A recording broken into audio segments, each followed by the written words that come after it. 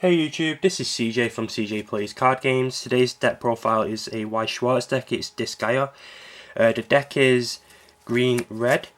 It's a Demon and Angel build, and I'm just going to quickly get into it. So, for starters, I run 4 copies of Evangelist of Love Flan. If you have 2 or more other Demon or Angel characters, she gains 1500 power. So she's 3/5. She's quite important to the deck. Next, I run 3 copies of Fallen Angel of Love Flan. This card, it was in the trial deck, the newer trial deck. Basically, it's got a climax combo with a 2k plus 1, where when it's played, if the level 1's in the waiting room, you can send this to the waiting room and get the level 1 out. The level 1 I'll get into when I come to it.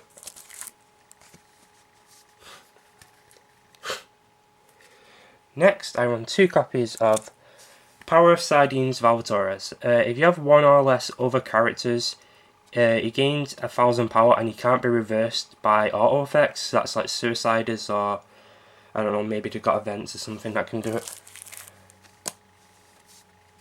it. Next, I run 2 of the mid-boss assist. It's 507 everything in front of him, and also if he gets reversed in battle, you may put it back into your deck and shuffle your deck. I run 2 copies of Overlord Lahal and his vassal Etna. This card was in the original trial deck and now it's been reprinted as a red instead of green. Basically, when it reverses a character, if your opponent has no climaxes in their waiting room, you may choose a card from your waiting room and put it into your stock. Lastly, for my level 0s, I run 2 Aspiring Final Boss Descos. It's got a global effect for Death and Clone characters to gain 500, but these are the only Death or Clones that are running in the deck. It's basically Brainstorm, pay 1, rest itself. For every mill top 4 cards in your deck. For every climax you hit, you may draw a card.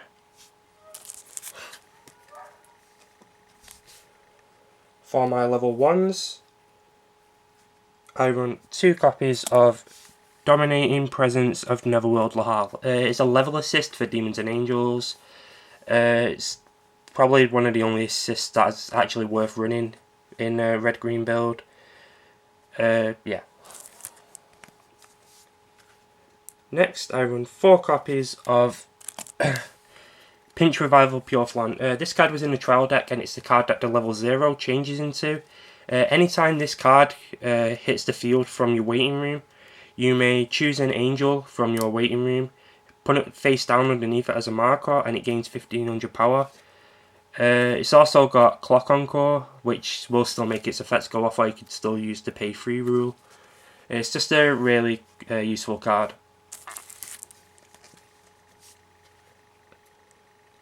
Next, I run 2 copies of Trespasser from Celestia Altina.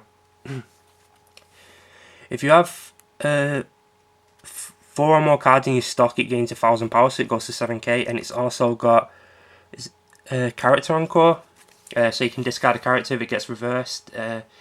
It comes back, yep.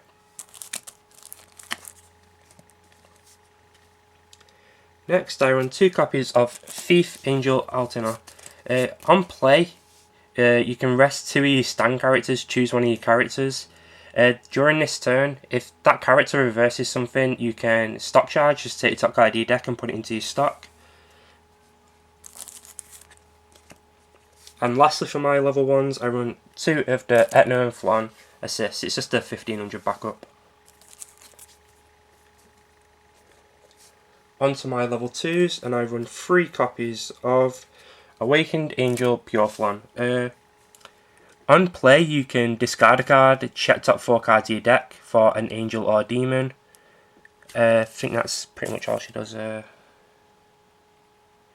and then add it to your hand, and then put the rest of the cards into your waiting room. She's actually quite good for getting the free fresh off, which is the next card. I run 2 copies of Dark Adonis Mid-Boss. If you have, on play, if you have 5 or less cards in your deck, you may refresh, which is take all the cards in your waiting room, add them to your deck. Basically, you would refresh, and then you don't take the refresh damage. But its side effects for it is your opponent takes the damage, so it's the equivalent of your opponent takes your refresh damage. It's also got the effect of when it gets reversed in battle, you may put it back into your deck. Lastly, for my level 2 lineup, I run 2 copies of Tyrant Valvatores. It's a level 2 reverser or suicider. Any level 2 or lower that reverses it dies as well. And on play, you may give a demon character 1000 power. For my level 3 lineup, I run 3 copies of Rebel Against God Valvatores. If you have 3 or more Prinny or Demon characters, it gains 1000 power. The character facing it loses soul, which I know is sometimes not the greatest effect because it can make attacks that would normally cancel hit. But it's also got a climax combo, which I'm quite keen on. When you play the climax, you may pay 1 to choose one of your opponent's level 3 or lowers and kill it. So it's pretty useful for getting over walls or just generic stuff that are going to be troublesome. Next, I run 4 copies of Supreme Overlord Lahal. It's pretty much the most important card of the deck, and I think you'll find this card in any Disgaea deck that is actually running red. On play, you get to heal a card from the top of your clock, and you may put it into your memory as an act skill. Choose up to 2 angel or demons. It's only 2 total. From your waiting room, add them to your hand. It's really useful for getting cards to actually play. Like, you can start with this on 3, that's the only card in your hand, you play it, you end up with 2 cards, you can play another one, end up with more cards. It's a really useful card. Lastly, I run 1 copy as a tech of Supreme Overlord Baal. This card's actually really funny. If it's the only character you have, it gains 10,000 power, and is it 1 crit or 2 crit? Yeah, it's plus 2 soul. So it goes to 20k 4 soul, and during its battle, if your opponent's character gets reversed, it goes to clock. It's not a non-turn one, which is partial why I love it. It only gains the clock kick effect if it is the only character, which is a slight downside, I guess. Otherwise, I'd probably run it out more. But the fact that it can go off when it's the only card you have is a really great option. And lastly is my climaxes, and I'm running 4 copies of Netherworld Wrapped in Love, which is the 2k plus 1, which combos with a 0 flan, and also 4 copies of Ties of Camaraderie, which is the gates, which combos with the Valvatores level 3. This is my Disgaea green red deck. I did try red blue for a while, but it weren't working as well as I hoped. This deck is a really fun deck to run. If anyone wants to build Disgaea, consider time to consider red green. If anyone has any advice for the deck or any opinions on it, please feel free to leave them, and thanks for watching my video, guys.